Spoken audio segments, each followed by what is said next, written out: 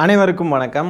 தாவேகாவுடைய அமைச்சரவையில் திமுக கூட்டணி கட்சிகளாக இருந்த விசிகாவும் ஐயுஎம்எல்லும் இப்போது இடம்பெற்றிருக்கு. விசிகா சார்பில் வன்னியரசு அவர்கள் அமைச்சராக பதவியேற்றிருக்கிறார். ஐயுஎம்எல் சார்பாக ஷாஜகான் அவர்கள் அமைச்சராக பதவியேற்றுள்ளார். இந்த விவகாரத்தில் நமக்கு விமர்சனம் பண்ணுறதுக்கான மனநிலையே ஆக்சுவலாக இல்லை, ஆனால் பேச வேண்டியது தான் இருக்குது. இதில் திருமாவளவன் அவர்கள் அரசியலில் மிகவும் அனுபவம் வாய்ந்தவர். அவர் மேலே ஒரு நன்மதிப்பு உண்டு. ஆனால் இப்பொழுது அவருக்கு எதிராக பேச வேண்டிய மனநிலையும் இப்போ இல்லை ஆக்சுவலாக. ஆனால் என்னென்னு பார்த்தீங்கன்னா, அவர் மேலே இருந்த அந்த நம்பிக்கை தன்மை அப்படின்றது இப்போ உடைபடுது. நிறைய ஃபயர் விட்டுருக்கேன் அவருக்காகலாம். அவர் மேடைகளில் பேசுகிறப்போ கூட தளபதி ஸ்டாலின் தான் சொல்லுவார், தலைவர் கலைஞர் அவர்கள்னு சொல்லுவார். நம்ம கூடவே சேர்ந்து வாழ்ந்தவர். நம்மளில் ஒருத்தராக தான் அவரை நம்ம பார்த்தோம். அவரை வேற ஒரு கட்சிக்காரர் அப்படின்லாம் பார்க்குற எண்ணமே நமக்கு இருந்ததில்லை. அது மட்டும் இல்லாமல் ஐயுஎம்எல் இப்படி அமைச்சர் பதவி கிடைக்குதுன்னு சொல்லி போனதெல்லாம் நம்பவே முடியல. உண்மையாலுமே ஐயுஎம்எல் தான் இதை செஞ்சுருக்காங்களா அப்படின்னு சொல்லிட்டு ஷாக்கிங்காக இருக்குது ஆக்சுவலாக. எல்லோரும் ஐயுஎம்எல்ல இருக்கிறவங்களே நிறைய பேருக்கு எதிர்ப்பு தெரிவிக்கிறாங்கன்ற செய்திகள்லாம் வந்துக்கிட்டு இருக்கு. என்ன இருந்தாலும் திமுக கூட தான் இருக்கணும், இப்படி அமைச்சர் பதவிக்காக இப்படி போகிறது தவறான விஷயமா இருக்குது, நம்ம மார்க்கம் இதை நமக்கு சொல்லிக் கொடுக்கல அப்படின்னு சொல்லிட்டு சில இஸ்லாமிய நண்பர்களும் ஐயுஎம்எல் இப்படி ஒரு முடிவை எடுத்ததற்கு எதிர்ப்பு தெரிவித்து விமர்சனங்களை வைக்கிறாங்க. அதெல்லாம் பார்க்க முடியுது. ஆகவே இப்படி விசிகாவும் ஐயுஎம்எல்லும் போனது மிகவும் மன வருத்தம் அளிக்குது. அமைச்சர்ன்ற ஒரு பதவி படுத்தும் பாடு, இப்படி இக்கட்டான ஒரு சூழ்நிலையில் இப்படி திமுகவை விட்டுட்டு போயிருக்காங்க. இது வரலாற்றில் இப்படி தான் எழுதப்படும். தாவேகாவும் சீமானும் ஆர்எஸ்எஸின் பிள்ளைகள் அப்படின்னு சொல்லிட்டு திருமாவளவன் அவர்கள் சொல்லியிருந்தாங்க. இப்போ அந்த ஆர்எஸ்எஸின் பிள்ளைகளில் இருக்கக்கூடிய ஒருத்தராக இருக்கக்கூடிய விஜய் அவர்களுக்கு எப்படி திருமாவளவன் அவர்கள் இப்படி அமைச்சரவை கிடைக்குதுன்னு சொல்லிட்டு போனாங்க அப்படின்ற கேள்வி தான் நமக்கு வருது. இப்படி போகிறது முன்கூட்டியே போயிருந்துருக்கலாமே அப்படின்ற கேள்வி நமக்கு எழும்புது. தாவேகா தான் முன்னாடியே சொல்லிக்கிட்டு இருந்தாங்கல்ல, நாங்கள் ஆட்சியிலையும் பங்கு தரோம், அதிகாரத்துலையும் பங்கு தரோம், அப்போவே போயிருக்கலாம்ல. அப்போவே போகலை. ஏன் அப்படின்னா, தாவேகா ஓட் பேங்கை ப்ரூவ் பண்ணல, அவ்வளோதான். தாவேகா ஒரு நம்ப தகுந்த மாதிரி ஒரு ஓட் பேங்க் வச்சுருந்தாங்க அப்படின்றது முன்னாடியே தெரிஞ்சிருந்தது அப்படின்னா கண்டிப்பாக போயிருப்பாங்க. இவங்க கொள்கை கூட்டணி, இந்த காங்கிரஸ் இவங்கெல்லாம் கொள்கை கூட்டணின்னு சொல்கிறது அது ஒரு சப்பக்கட்டு தான். அது வெறும் பதவிக்காகவும் இதுக்காகவும் மட்டும்தானே ஒழிய வேறு ஒன்றும் கிடையாது. அப்படி கொள்கை அப்படின்னு சொன்னால் என்ன ஆனாலும் கொள்கை கூட்டணியில் தான் இருந்திருக்கணும். எல்லாரும் பாருங்கள், திமுக கூட்டணியோட ஒரு பெட்டரான கூட்டணி கிடச்சிருச்சுன்னா போயிடலாம் அப்படின்ற மனநிலையில் தான் இருந்திருக்காங்க. அந்த நேரம் இப்போ அமைஞ்சிருச்சு அப்படின்ன உடனே எல்லாருமே விட்டுட்டு ஓடிட்டாங்க. திமுக இப்பொழுது தனித்து விடப்பட்ட ஒரு இயக்கமாக இருக்கிறது. தனியாக நிற்கிறோம், தனியாக விடப்பட்டுட்டோம் அப்படின்றதுக்காக அழிஞ்சு போயிட்டோம் அப்படின்லாம் கிடையாது. நிறைய பேர் அப்படி ஒரு தப்பு கணக்கு போட்டு திமுகவை ரொம்ப லேசாக எடை போடுறாங்க. திமுக எப்படிப்பட்ட இயக்கம் அப்படின்றது இப்போ போயிருக்காங்கல்ல, அவங்களுக்கே நல்லாவே தெரியும். திமுகவை அழித்தொழிக்க எந்த கொம்பனாலும் முடியாது, திமுகவை வீழ்த்த எந்த கொம்பனாலும் முடியாது. தேர்தல் அரசியலில் வெற்றி தோல்வின்றதெல்லாம் அது ஒரு பார்ட் ஆஃப் தி ப்ராக்ரஸ், அவ்வளோதான். ஆனால் கொள்கை ரீதியாக திமுக எப்போவுமே ஸ்ட்ராங்காக தான் இருக்கும். சொல்லப்போனால் முன்னாடி இருந்ததை விட இனிமேல் தான் வீரியமாக செயல்படுவான். திமுக இனிமேல் எப்படி வெறித்தனமாக செயல்படுதுன்றதை எல்லாரும் பார்க்க தான் போகிறாங்க. இப்போ கூட எங்கள் திமுக தலைவர் ஸ்டாலின் அவர்கள் என்ன பதிவு போட்டிருக்காங்கன்னா, இப்போ நான் பேசிக்கிட்டு இருக்கிற இந்த நேரத்தில் தான் பதிவு போட்டிருக்காங்க. அமைச்சர்களாக பொறுப்பேற்றுள்ள வன்னியரசு அவர்களுக்கும் ஷாஜகான் அவர்களுக்கும் வாழ்த்துக்களை தெரிவித்துக் கொள்கிறேன் அப்படின்னு போட்டு, தங்களது அரசியல் முடிவை தீர்மானிக்கும் உரிமை எந்த கட்சிக்கும் உண்டு, எனவே கழகத் தோழர்கள் இந்த நேரத்தில் யாரையும் புண்படுத்தும்படி கடும் சொற்களை பேச வேண்டாம் என்பதுதான் உங்கள் தலைவராக எனது அன்பு வேண்டுகோள் அப்படின்னு சொல்லி நம்மளை வார்த்தைகளால் கட்டி போட்டு வச்சுருக்காங்க. மனசுக்குள்ளே அவ்வளோ வேதனையும் ஆத்திரமும் இருக்குது. இருந்தாலும் கடும் சொற்கள் பேசாமல் நாகரிகமான முறையில் நம்ம என்ன விமர்சனத்தை வைக்க வேண்டுமோ அதை மட்டும் வைத்து நாம் செல்ல வேண்டும். மனுஷன் இப்படி இருக்காருங்க. இவ்வளோ எவ்வளோ பேர் ஏறி முதுகில் குத்தினாலும், கூட இருந்தவங்களே முதுகில் குத்தினாலும், அந்த இடத்துல கூட வாழ்த்து சொல்லி அவங்க அடுத்த கடத்துக்கு போகட்டும், அவங்க போயிட்டாங்களா, சரி நல்லா இருக்கட்டும், எங்கே இருந்தாலும் நல்லா இருக்கட்டும் அப்படின்ற ஒரு மனநிலை இருக்குது பாருங்கள். இவர்கிட்ட இருந்து நாகரிக அரசியலை கற்றுக்கணும்னு தோணுது. ஆனால் இவர் அளவுக்கு நாகரிகமாக இருக்கக்கூடாதுன்னு தோணுது. சுட்டாலும் சங்கு நிறம் எப்போதும் வெள்ளையடா, மேன்மக்கள் என்னாலும் மேன்மக்கள் தானே அப்படின்ற வரிகள் தான் ஞாபகத்துக்கு வருது ஸ்டாலின் அவர்களை நினைத்து பார்த்தாலே. இப்போ கூடங்க வன்னியரசு அவர்களும் ஷாஜகான் அவர்களும் அமைச்சராக பதவியேற்ற அந்த விழாவில் கூட தமிழ்தாய் வாழ்த்து கடைசியாக தான் பாடப்பட்டிருக்கு. மீண்டும் வந்தே மாதரம் பாடலுக்கு முதலிடம், 2வது தேசிய கீதம், 3வது தான் தமிழ்தாய் வாழ்த்து பாடியிருக்காங்க. இந்த விவகாரத்தில் விசிகாவுடைய நிலைப்பாடப்போ என்ன?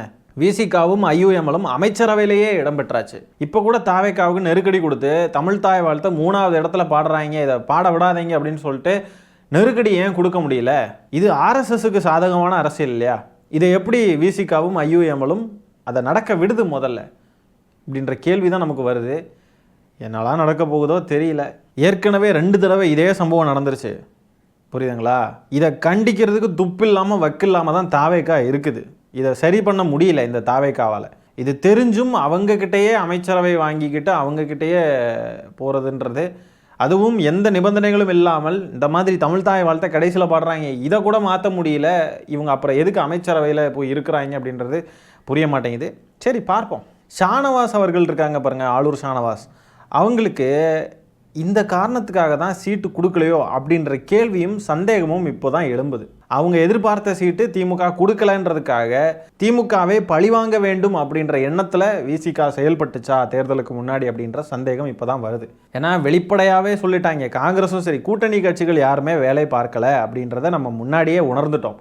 காங்கிரஸ்லாம் வெளிப்படையாகவே சொல்லிட்டாங்க, நாங்கள் தாவேக்காவுக்கு தான் வேலை பார்த்தோம், தாவேக்காவுடைய வெற்றிக்கு தான் வேலை பார்த்தோம் அப்படின்னு சொன்னாங்க. அப்போனா காங்கிரஸுக்கு வர வேண்டிய வாக்குகள், இந்த கூட்டணி கட்சிகளுக்கு வர வேண்டிய வாக்குகள் எல்லாமே தாவேக்காவுக்கு தான் போய் சேர்ந்துருக்கு. எலெக்ஷனுக்கு முன்னாடியே திருமாவளவன் அவர்கள் தொங்கு சட்டசபை வர்றதுக்கு நிறைய வாய்ப்பு இருக்குன்ற மாதிரிலாம் பேசிக்கிட்டு இருந்தாங்க. அப்போது முன்னாடியே இவங்களுக்கு எல்லாமே தெரிஞ்சிருக்கு. விசிகாரங்க ஒழுங்காக வேலை செய்யலைன்னு சொன்னார். அதிமுக திமுக கூட்டணி அமைக்கிறதுக்கு ட்ரை பண்ணுச்சு அப்படின்னு சொல்லிட்டு ஒரு பொய்யை பேசினாங்க, கூட்டணி கட்சிகளே பேசினாங்க. ஆனால் அது ஆக்சுவலாக உண்மை இல்லை. அப்படி ஒன்று நடக்கணும்னா நடந்திருக்கலாமே. இப்போது இந்த அவதூறை கிளப்பி விட்டு இதே இப்போ மக்கள்லாம் வந்து என்ன நினச்சிட்டாங்கன்னா திமுக அதிமுக கூட்டணி வைக்க போச்சு அப்படின்னு சொல்லிட்டு ஒரு நரேட்டிவை இங்கே செட் பண்ணிட்டாங்க. இந்த பொய் செய்திகளையும் நம்ம உடைக்க வேண்டிய இடத்துல இருக்கோம். ஆனால் அந்த பொய் செய்தி நல்லாவே போய் ரீச் ஆயிடுச்சு. அப்படி ஒன்று செய்யணுன்னு இருந்திருந்தால் இந்நேரத்துக்கு சேர்ந்துருக்கலாம்ல. ஏன் சேரலை? அது நடக்காது. அப்படி ஒன்று நடக்கவே செய்யாது. விசிக அலுவலகத்துக்கும் சோஃபா போச்சு, அதிமுக அலுவலகத்துக்கும் சோஃபா போச்சு. இதில் கொடுமை என்னென்னா அதிமுக காரங்களை நட்டாந்தெருவில் நிற்க விட்டுட்டாங்க.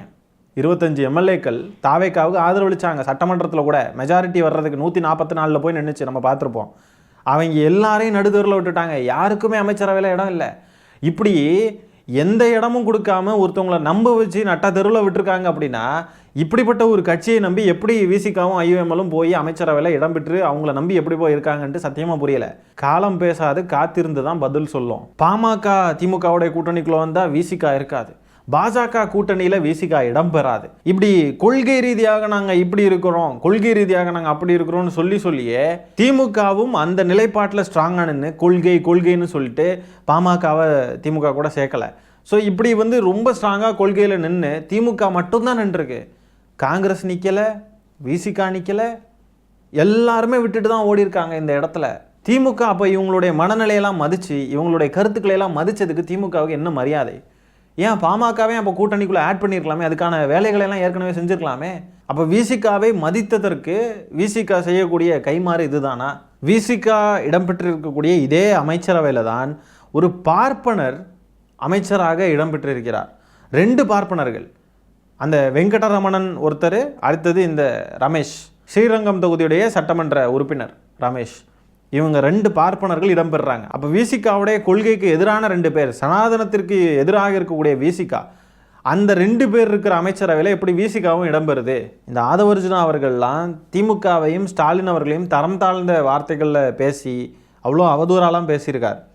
அதுக்கெல்லாம் விசிகா தலைவர் திருமாவளவன் அவர்கள் எதிர்வினை ஆற்றவே இல்லை, எதுவுமே பேசலை எதிர்த்து. திமுக கூட்டணியில் இருக்கிறப்போவும் இந்த ஆதவர்ஜுனா அவர்கள் கூடலாம் வந்து தோழமை பாராட்டிக்கிட்டு தான் இருந்தார் நம்ம திருமாவளவன் அவர்கள். இந்த சிச்சுவேஷன்ஸ் எல்லாத்தையுமே பார்க்குறப்போ தாவேக்காவுடைய அந்த வன்மம் இருக்குது பாருங்கள், அந்த வன்மத்திற்கு இவரும் வந்து துணை போயிருக்காரோ அப்படின்ற எண்ணம் தான் நமக்கு தோணுது. ஸ்டாலின் அவர்களுக்கும் திமுகவுக்கும் மிகப்பெரிய துரோகத்தை விசிகா ஐயுஎம்எல்லாம் செஞ்சுருக்காங்க. பரவாயில்ல, இதை விட பெரிய பெரிய துரோகங்களையெல்லாம் திமுக பார்த்துருக்கு. என்ன ஆனாலும் திமுக உறுதியாக இருக்கும், கண்டிப்பாக உறுதியாக இருக்கும். திமுகவுடைய தொண்டர்கள் நாங்கள் இருக்கிறோம், நாங்கள் அவ்வளோ ஈஸியாலாம் விட்டுற மாட்டோம். எங்கள் கழகத்திற்கு நாங்கள் தூணாக இருந்து எங்கள் கழகத்தை தாங்கி பிடித்து மீண்டும் அரியணையில் நாங்கள் ஏற்றுவோம். யார் யாரெல்லாம் இன்றைக்கி துரோகம் பண்ணாங்களோ, யார் யாரெல்லாம் இன்றைக்கி முதுகில் குத்தி என்னெல்லாம் பண்ணியிருக்கிறாங்களோ எல்லாத்துக்கும் தக்க பதிலடியை நாங்கள் கொடுப்போம். கொடுக்காமல் நாங்கள் ஓய மாட்டோம். 2019 நாடாளுமன்ற தேர்தல் உங்களில் நிறைய பேருக்கு நினைவு இருக்கும்னு நினைக்கிறேன். அப்போது சிதம்பரம் தொகுதியோடைய முடிவுகள் மட்டும் அறிவிக்கிறதுக்கு நள்ளிரவையெல்லாம் தாண்டிருச்சு. திருமாவளவன் அவர்கள் ஜெயிப்பாரா இல்லையா, என்ன ஆக போகுது ஏதாக போகுதுன்னு நிறைய குழப்பம்.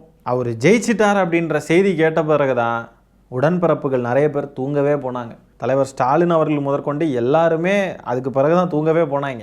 இவங்க வெற்றிக்காகலாம் திமுககாரங்க அவ்வளோ உழைச்சிருக்காங்க, அவ்வளோ கண்ணு முழிச்சு காத்தா பறந்துருக்கிறாங்க. ஆனால் அந்த நன்றியெல்லாம் மறந்து இன்றைக்கி அமைச்சரவை ஒரு பதவி கிடைக்குதுன்றதுக்காக விட்டுட்டு போயிருக்கிறாங்க. போகட்டும், எங்கே இருந்தாலும் நல்லா இருக்கட்டும். இப்படி ஒரே ஒரு அமைச்சர் பதவிக்காக இன்றைக்கி இப்படிலாம் விட்டுட்டு போகிறாங்க, இதெல்லாம் பண்ணுறாங்க அப்படின்னா வேறு ஏதாவது பெரிய கட்சியில் போய் சேர்ந்துருந்தா ஈஸியாக கிடச்சிருக்கும். இன்னும் இதை விட பெரிய பெரிய பொறுப்புகள்லாம் கிடச்சிருக்குமே. எதுக்கு இப்படி ஒரு திடீர்னு ஒரு யூட்டனை போட்டு எல்லாத்தையும் உடைக்கணும், எல்லாத்தையும் ஒரு சிக்கலில் கொண்டு போய் ஏன் விடணும்? இதில் கொடுமை என்னென்னா, ஸ்டாலின் அவர்கள் தான் ஆதரவு தெரிவிக்க சொன்னாங்க. வெளியிலேருந்து ஆதரவு தெரிவிப்போம் அப்படின்னு சொல்லிட்டு தாவேக்காவுக்கு ஆதரவு தெரிவித்து தான் தாவேக்கா மெஜாரிட்டியே தொட்டுச்சு இல்லையா? இப்படி ஸ்டாலின் அவர்கள் மனசு வச்சதுனாலேயே ஆதரவு தெரிவித்து அங்கே இப்போ மெஜாரிட்டி வந்திருக்கு. அந்த மெஜாரிட்டி வந்த இடத்துல அங்கேயே பேரம் பேசிக்கிட்டு அங்கேயே இப்போ அமைச்சர் பதவி கேட்டு அங்கேயே போயிட்டாங்க. சூப்பரில், இதுதான் பச்சை துரோகம். பச்சை துரோகம்னு சொல்கிறதுக்கு பேர் இதுதான். அதே சமயம் தாவேகா என்ன பண்ணுது பாருங்கள். திமுக கூட்டணி கட்சிகள் கிட்ட பிச்சை கேட்டு கெஞ்சி கூத்தாடி மெஜாரிட்டி வந்ததுக்கு பிறகு இன்னும் சேஃப்டி படுத்துறதுக்காக இன்னும் இவங்க என்னைக்குனாலும் கழட்டி விட்டு ஓடிடுவாங்க, அதனால் இன்னும் நமக்கு சேஃப்டி வேணுன்றதுக்காக அதிமுக எம்எல்ஏக்களையும் நிறைய பேரை வர வச்சு எல்லாரையும் ஆதரவு தெரிவிக்க வச்சு ஃப்ளோர் டெஸ்ட்டில் எல்லாத்துலேயும் சக்ஸஸ் ஆகி அதுக்கு பிறகு இப்போ கழட்டி விட்டுட்டாங்க அதிமுக எம்எல்ஏக்களை. எப்படி பாருங்கள், தாவேகா எப்படிப்பட்ட நயவஞ்சக நரியாக செயல்பட்டு இருக்கிறதுன்றதை பாருங்கள். இப்படிப்பட்ட ஒரு நயவஞ்சக நரியை நம்பி இங்கே நம்ம கூட இத்தனை ஆண்டு காலம் பயணித்த இந்த விசிகாவும் ஐயுஎம்எல் இவங்கெல்லாம் விட்டுட்டு போயிருக்கிறாங்க. இன்றைக்கி அந்த நயவஞ்சகர்களை நம்பி வெறும் ஒரே ஒரு அமைச்சர் சீட்டுக்காக போயிருக்கிறாங்க. காலம் அவர்களுக்கு தக்க பாடத்தை புகட்டும். இன்றைக்கி இவங்க பண்ணியிருக்கக்கூடிய இந்த துரோகம் இது வரலாற்றில் என்றைக்குமே நிலைத்து நிற்கும். இது என்றைக்குமே பேசப்படும். இதனால் இந்த கட்சிகள் சந்திக்கும் விளைவுகளை மக்கள் எல்லாரும் ஞாபகம் வச்சுருப்பாங்க, எல்லாருமே பார்க்க தான் போகிறாங்க. திருமாவளவன் அவர்கள் அரசியல் ரீதியாக பயங்கர அனுபவம் பெற்றவர். அவர் பல ஆண்டு காலம் பல விஷயங்களுக்காக போராடி இருக்கார், பல விஷயங்களை செஞ்சுருக்கார் இல்லையா? அப்படிப்பட்ட ஒரு அரசியல் வாழ்க்கையை கொண்டவர். இப்படி சந்தர்ப்பவாத அரசியலை செஞ்சதுனால அவருடைய இத்தனை ஆண்டு கால அரசியல் வாழ்க்கை இருக்குது பாருங்கள், அது எல்லாத்தையுமே ஒரு அடமானம் வச்சுட்டார் அப்படின்னு தான் எனக்கு ஃபீல் ஆகுது. ஏன்னா அவருடைய அரசியல் அனுபவம்ன்றது நீண்ட நெடி அனுபவம். விஜய் அவர்கள்லாம் அதுக்கு பக்கத்தில் கூட வர முடியாது இல்லையா? நமக்கு அதுதான் உண்மை. திருமாவளவன் அவர்களுடைய அரசியல் வாழ்க்கைன்றது அது வேறு மாதிரியான ஒரு வாழ்க்கை. அவரை மாதிரிலாம் விஜய் அவர்களால் வரவே முடியாது. அப்படிப்பட்ட ஒரு அரசியல் அனுபவம் கொண்டவர் இப்படி திமுக முதுகில் குத்திக்கிட்டு தான் அங்கே போகணும் அப்படின்றப்போவே அந்த அரசியல் அனுபவத்துக்கு அவருக்கு மேலே மக்கள் வச்ச நம்பிக்கை அப்படின்றது இருக்கு இல்லையா? இப்போ எனக்குமே அவர் மேலெல்லாம் ஒரு நல்ல நம்பிக்கை உண்டு. அந்த நம்பிக்கையெல்லாம் உடஞ்சி போகுது, சுக்குநூறாக போயிடுச்சு. அப்போ கொள்கைன்றது பேரளவில் தான். பதவிக்காக அப்போ கொள்கையவே நம்ம விட்டுட்டு போயிடலாம். ஆர்எஸ்எஸ் உடைய பிள்ளைகள்னு சொன்ன அந்த கூட்டத்துக்கூடயே போய் பதவிக்காக போய் சேர்ந்துக்கலாம். அப்புறம் என்னத்துக்கு கொள்கைன்னு பேசிக்கிட்டு இருக்கணும்? இப்போது வன்னியரசு அவர்களுக்கு ஆதி திராவிடர் நலத்துறை அமைச்சராக தான் அவருக்கு அந்த அமைச்சர் பதவியை கொடுத்துருக்கு தாவேகா. இந்த தாவேகா இதே வன்னியரசு அவர்களுக்கு அறநிலையத்துறையை கொடுத்துட்டு ரமேஷ் அவர்களுக்கு ஆதி திராவிடர் நலத்துறையை கொடுப்பாங்களா? இப்படி கொடுத்தா தானே அது ஒரு மாற்றம் இல்லையா? வன்னியரசு அவர்களுக்கு அறநிலையத்துறையை கொடுப்பாங்களா? இப்படி நம்ம பேசுகிறத கேட்டாவே பார்ப்பனர்கள்லாம் கொந்தளிப்பாங்க. யாருக்கு என்ன கொடுக்கணும்னு பேசிக்கிட்டு இருக்கீங்க அப்படி. அப்போது அதை செஞ்சால் தானே அதுதானே புரட்சி. அப்படி செய்யணும்ல விஜய் அவர்கள் செய்வாரா? அப்படி செய்கிறதாக இருந்தால் திருமாவளவன் அவர்கள் நாங்கள் அமைச்சரவையில் பங்கேற்கிறோம் அப்படின்னு அந்த மாதிரி போயிருந்தா கூட அதில் ஒரு லாஜிக் இருக்குது, அதில் ஒரு அரசியல் இருக்குது, அதை நம்மளால் புரிஞ்சுக்க முடியும். ஆனால் அமைச்சரவையில் இடம் கிடைக்குது, எங்களுக்கு பதவி தான் வேணும் அப்படின்னு சொல்லிட்டு எந்தவித நிபந்தனையும் இல்லாமல் எந்த எதிர்பார்ப்பும் இல்லாமல் அப்படியே போய் சேர்ந்துருக்காங்க பாருங்கள். பதவிக்காக மட்டுமே திமுகவை முதுகில் குத்திக்கிட்டு பதவிக்காக மட்டும் போயிருக்காங்க. இதை எப்படி எடுத்துக்கிறது? அப்போது இதுக்கு பேர் தான் சனாதனம். சனாதனத்தை ஊக்குவிக்கும் விதமாக தானே இருக்குது. ஆதி திராவிடர் நலத்துறைக்கு வன்னியரசு அவர்களும் அறநிலையத்துறைக்கு ரமேஷ் அவர்களும் மீன்வளத்துறை அமைச்சராக ஒரு மீனவ குடும்பத்தை சேர்ந்த அந்த ஸ்ரீநாத் அவர்களுக்கும், இப்படி யார் யார் எந்தெந்த சமூகத்தை சேர்ந்தவங்களோ யார் யார் இந்த குலத்தொழில் மாதிரி தானே இருக்குதை பார்க்கறதுக்கு. இதுதானே சனாதனம். இப்படி சனாதன கொள்கைகளுக்கு உட்பட்டு போகக்கூடிய ஒரு ஒரு அரசியலை எப்படி திருமாவளவன் அவர்கள் ஆதரித்து பதவிக்காக மட்டும் போய் சேர்ந்தாங்க? அப்போ இதில் நம்பிக்கை தன்மை குறையுது இல்லையா? இப்போ விசிகாவுக்கும் ஐயுஎம்எலுக்கும் வாக்களித்த மக்களுடைய வாக்குகள் எல்லாத்தையும் எடுத்துக்கிட்டு இப்போ அங்கே போயிட்டாங்க. இப்போ பீப்புள் மேண்டேட்டை மதிக்கணும்னு சொல்லிட்டு கூட்டணி கட்சிகள்லாம் பேசுகிறாங்க. எப்படின்னா தாவேக்காவுக்கு 108 தொகுதிகள் மக்கள் வாக்களித்து தேர்ந்தெடுத்திருக்காங்க. ஆகவே பீப்புள் மேண்டேட் அதுக்கு எதிராக செயல்படக்கூடாது, திமுகவோ அதிமுகவோ யாரும் செயல்படக்கூடாதுன்னு சொல்லிட்டாங்க. கூட்டணி கட்சிகள் சொல்கிறாங்க, அதை நாங்கள் மதிக்கிறோம். இப்போது ஐயுஎம்எலுக்கு விசிகாவுக்கெல்லாம் வாக்களித்தாங்கல்லாம் மக்கள். திமுகவுக்கு வாக்களித்த பொதுமக்களும் திமுகவுக்கு வாக்களித்த திமுக காரர்களுடைய வாக்குகளும் அங்கே இருக்குல்ல. காங்கிரஸ், விசிகா, ஐயுஎம்எல் எல்லாருக்கிட்டையுமே. அப்போ இந்த வாக்குகளின் அடிப்படையில் சட்டமன்ற உறுப்பினர்களாக ஆனவங்க இதை வச்சு தாவேக்காவுக்கு ஆதரவு தெரிவிச்சுக்கிட்டு இன்றைக்கி அமைச்சரவை கிடைக்குதுன்றப்போ பேரம் பேசி அங்கே போய் அமைச்சரவையில் பதவி ஏற்கிறதுன்றது அது பீப்புள் மேண்டேட்டுக்கு எதிரானது இல்லையா? அப்போது இப்போ மட்டும் ஏன் பீப்புள் மேண்டேட்டுக்கு எதிராக செயல்படுறீங்க? இதை ஏன் யாரும் கேள்வி கேட்க மாட்டேங்கிறாங்க? அப்போது இவங்களுடைய வெற்றிக்காகலாம் திமுக காரங்க தான் உழைச்சிருக்காங்க. சொல்லப்போனால் கூட்டணி கட்சிகள் வேலையை பார்க்கலங்க. இன்றைக்கி இவங்க வச்சிருக்கிற சட்டமன்ற உறுப்பினர்கள் இவங்க வேலை பற்றி யாருக்குமே வரல. எல்லாம் திமுக காரன் ரத்தத்தையும் வேர்வையும் சிந்தி உழைச்சிருக்கான். இந்த இடத்துலலாம் திமுகவே டேரெக்டாக நின்றுருக்கலாம் போல் ஃபீல் ஆகுது. இந்த காங்கிரஸுக்கு கொடுத்த இடங்கள் இருக்குது பாருங்கள், அது ரொம்ப வேஸ்ட்டுங்க. திமுக டேரெக்டாக போட்டி போட்டிருந்தாவே பல தொகுதிகள் திமுக கையில் இன்றைக்கி இருந்திருக்குங்க. இந்த பீடைகளுக்கு இடத்த கொடுத்து எல்லாத்தையும் இழந்துட்டோம். அவங்க எந்த வேலையும் பார்க்கல. டிவிகேக்கு வேலை பார்த்துருக்கணும் ஓப்பனாகவே சொல்லக்கூடிய ஒரு கட்சி. இவங்களெல்லாம் நம்ம தான் சுமந்துக்கிட்டு தெரிஞ்சிருக்கோம் இவ்வளோ நாளும். இப்படி சுமந்து இவ்வளோ கஷ்டப்பட்டு இவங்களுக்கு வாக்குகளை வர வச்சு இவங்க வாக்கையும் வாங்கி சட்டமன்ற உறுப்பினர்கள் ஆகி இவங்க நமக்கு எதிராகவே போவாங்க. இதெல்லாம் மட்டும் பீப்புள் மேண்டேட்டுக்கு எதிரானது இல்லை போல இருக்கப்போ இவங்களை பொறுத்த வரைக்கும். எவ்வளோ தந்திரமாக எல்லாரும் செயல்பட்டுருக்காங்க. திமுக ஜெயிச்சிடக்கூடாதுன்றதுக்காக எவ்வளோ தந்திரமாக செயல்பட்டுருக்காங்க பாருங்கள். யாரும் வேலை பார்க்கல, தகுதியான வேட்பாளர்களை கரெக்டாக நிறுத்தலை. ஆனால் ஆளூர் ஷானவாஸ் அவர்களுக்கு ஏன் சீட்டு கொடுக்கலன்னு இப்போ புரியுதா? இதுதான் காரணம். பாமக வந்தால் விசிகா இருக்காதுன்னு சொல்லி திமுக கூட்டணியை இன்னும் பலப்படுத்துகிற ஒரு சிச்சுவேஷனை விசிகா வர விடலை. தொங்கு சட்டசபைன்னு சொல்லிட்டு வாய் விட்டது. இப்படி எல்லாத்தையும் கனெக்ட் பண்ணி பாருங்கள், கனெக்ட் த டாட்ஸ்ன்னு கனெக்ட் பண்ணி பாருங்கள். நான் சொல்கிறது உங்களுக்கு புரியும். திருமாவளவன் அவர்களை நோக்கி ஒரே ஒரு கேள்வி தான். இப்போ நீங்கள் அமைச்சரவை வாங்கிட்டீங்க. இப்போ விஜய் அவர்கள் ஆர்எஸ்எஸின் பிள்ளையாக தெரிகிறாரா இல்லை அண்ணல் அம்பேத்கர் அவர்களின் கொள்கை வாரிசாக தெரிகிறாரா? எப்படி தெரிகிறாரு? இப்போது அண்ணல் அம்பேத்கரின் கொள்கை வாரிசாக தெரிகிறாரோ? சரி. இது வரைக்கும் என் தொகுதிக்கு நான் ஒரு நாள் தான் போய் வாக்கு கேட்டிருக்கிறேன். இனிமேல் தான் போகணும். என் தொகுதிக்கு போகாம இங்கே திண்டிவனத்துக்கு அண்ணன் வன்னியரசு அவர்களுக்கு பால சின்னத்துல நீங்க எல்லாம் வாக்களிக்கணும்னு கேட்கறதா என்ன அர்த்தம்? எனக்கு என் வெற்றியை விட அண்ணன் வன்னியரசுடைய வெற்றி எனக்கு மிக மிக முக்கியம். சேப்பாக்கம் திருவல்லிக்கேணி தொகுதியில உதயசூரியன் சின்னத்துடைய வெற்றியை விட இங்க திண்டிவனத்துல பானை சின்னத்துடைய வெற்றி, அண்ணன் எழுச்சி தமிழர் திருமாவளவனுடைய பானை சின்னத்துடைய வெற்றி மிக மிக முக்கியம். செஞ்சு காப்பீங்களா? சேப்பாக்கம் திருவல்லிக்கேணி தொகுதி வெற்றியை விட இந்த தொகுதி வெற்றி மிகப்பெரிய வெற்றியை அமையணும். என்னுடைய வெற்றியை விட அண்ணன் வன்னியரசு அவர்களின் வெற்றி தான் எனக்கு ரொம்ப முக்கியம் அப்படின்ட்டு உதயநிதி ஸ்டாலின் அவர்கள் சொல்லியிருக்காங்க. இதை எதுக்கு இப்போ நான் போட்டு காமிச்சேன்னா அதுக்கு தான் போட்டு காமிச்சேன். இப்படி திமுக கஷ்டப்பட்டு உழைச்சி வாக்குகளை சேகரித்து அவ்வளோ தொண்டை தண்ணி கத்தி கிளிய ஐயோ முடியலைங்க, நினச்சாலே தலை சுற்றுதுங்க, அதை பற்றி பேச வேண்டாம். அவ்வளோ செஞ்சு இன்றைக்கி ஜெயிச்சு இவங்க டைரெக்டாக இன்றைக்கி அப்படியே போய் ஆதரவு கொடுப்பாங்களாம். அப்படியே கொடுத்துக்கிட்டு அப்படியே அமைச்சரவையில் பதவி ஏற்பாங்களாம். நம்ம பார்த்துக்கிட்டு வேடிக்கை பார்த்துக்கிட்டு இருக்கணுமா? காலம் தக்க பதிலடி கொடுக்கும், சும்மாலாம் விட மாட்டோம். திருமாவளவன் அவர்கள் சொன்னார் கொஞ்ச நாளைக்கு முன்னாடி, என்னுடைய கொள்கையை தெளிவாக உள்வாங்கியவன் யாருமே நடிகர் பின்னாடி போக மாட்டான் அப்படின்னு சொன்னார். இப்போ திருமாவளவன் அவர்களே அந்த நடிகருக்கு பின்னாடி தான் போயிருக்காரு. இதை பற்றி நம்ம என்ன சொல்கிறது?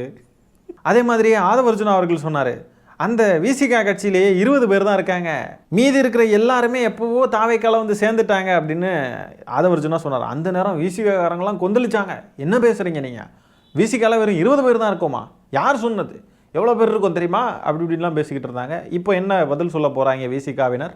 நல்லா இருக்குங்க, எல்லாம் நல்லா இருக்குங்க, கொள்கைவாதிகள்ங்க, ஆனால் கொள்கைவாதிகள்ங்க. ஆகவே இந்த காணொளியின் இறுதியாக அமைச்சராக பொறுப்பேற்று இருக்கக்கூடிய வன்னியரசு அவர்களுக்கும் ஷாஜகான் அவர்களுக்கும் வாழ்த்துக்களை தெரிவித்துக் கொள்கிறோம். தலைவர் ஸ்டாலின் அவர்களுடைய சொல்லுக்கு கட்டுப்பட்டு நாகரிகமாக தான் நான் விமர்சனம் பண்ணியிருக்கேன் அப்படின்னு நான் நினைக்கிறேன்.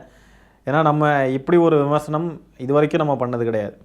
ஏன்னா நம்ம இடதுசாரிகளே நம்ம விமர்சனம் பண்ண வேண்டிய நிலைமை வரும் அப்படின்ட்டு நினச்சி பார்த்தது கூட இல்லை. அப்படி ஒரு நிலையை உண்டாக்கியிருக்காங்க. விமர்சனம் பண்ணாமல் இருக்க முடியாது. எல்லா இடத்துலையும் நாகரிகமாகவே கடந்து போய்கிட்டு இருந்தா நம்ம தலையிலேயே மிளகா அரைச்சி சட்னி அரைச்சிருவாங்க. அதனால் எல்லா இடத்துலையும் நாகரிகமாக இருக்க முடியாது. இவ்வளோ நாகரிகமாக இருந்ததே பெரிய விஷயம். ஆகவே இப்படி விசிகா, ஐயூஎம்எல் இவங்கெல்லாம் இப்போ தாவேகா அமைச்சரவையில் இடம்பெற்றிருக்காங்க. இப்படி ஒரு சந்தர்ப்பவாத அரசியலை நோக்கி இந்த கட்சிகள்லாம் நகர்ந்திருக்கிறது. இப்படி ஒரு காரியத்தை இவங்க பண்ணியிருக்காங்க. இதை பற்றி என்ன நினைக்கிறீங்கன்றதை கமெண்ட்ஸில் பதிவு பண்ணுங்கள். இந்த காணொலியை நான் இத்துடன் நிறைவு செய்து கொள்கிறேன். நன்றி, வணக்கம்.